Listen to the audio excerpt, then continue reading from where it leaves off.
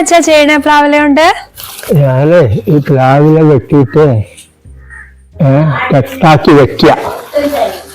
ബഷീർ അനുസ്മരണത്തില് ഓരോരുത്തര് ഓരോ പരിപാടികൾ ചെയ്യുമ്പോൾ ഞാന് ഇത് കുറച്ച് ആടുകൾക്ക് കൊടുക്കാമെന്നാണ് എൻ്റെ അനുസ്മരണം. അത്തരത്തിലാ ബഷീറിൻ്റെ നോവലുകളിലും ഏറ്റവും അധികവും കഥാപാത്രമായിട്ട് വരുന്നത് ആടാണല്ലോ. അപ്പൊ കുറച്ച് ആടിനെ ഇത് കൊടുക്കുക.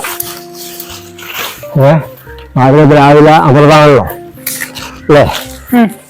അപ്പം ഒരു അന്നദാനായി ബഷീർ അനുസ്മരണത്തിലെ ഒരു അന്നദാനം മാതിരി ഒരു സംഭവം ആടിന്. പിന്നെ എന്താ വേണ്ടേ? ടൗണിക്ക് പോകണ്ട? പോണ്ട്. ഇത് കഴിഞ്ഞു ഇത് കൊണ്ട് പോകുമ്പോ ടൗണിലേക്ക് പോണ വഴിക്ക് കുറെ ആടുകളുണ്ട്, അവർക്കൊക്കെ ഇത് കൊടുക്കും. പച്ചക്കറി മേടിക്കണല്ലോ. പച്ചക്കറി മേടിക്കണം. കൊണ്ട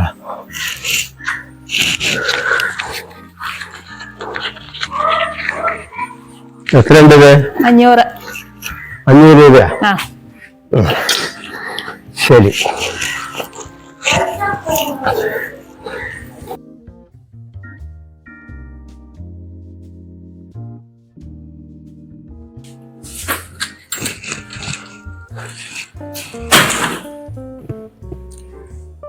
സഞ്ചി എടുക്കാൻ മറന്നോ അല്ലേ?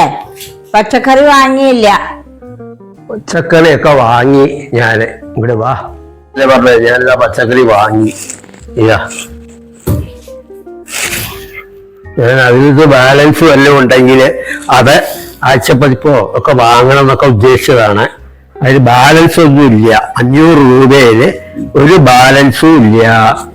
മനസ്സിലായിട്ടുണ്ടോ? 50 രൂപ അങ്ങോട്ട് കൊടുക്കേണ്ടി വന്നു ബാക്കിയുള്ളത്. അതാണ് ഇപ്പൊ ഉണ്ടായത്. 500 രൂപയുടെ പച്ചക്കറിയാണ് ഇതുള്ളത്. എല്ലാത്തിനും 100 രൂപ 100 രൂപയാണ് വില. മനസ്സിലായിട്ടുണ്ടോ?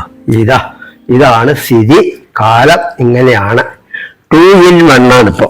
അതായത് സഞ്ചിയൊന്നും ഇപ്പൊ എടുക്കണ്ട, ഈ 2 മതി സംഗതി. എല്ലാ സാധനവും വാങ്ങിയിട്ട് വരാം. അതാണ് സംഗതി. അതേ ഉള്ളൂ.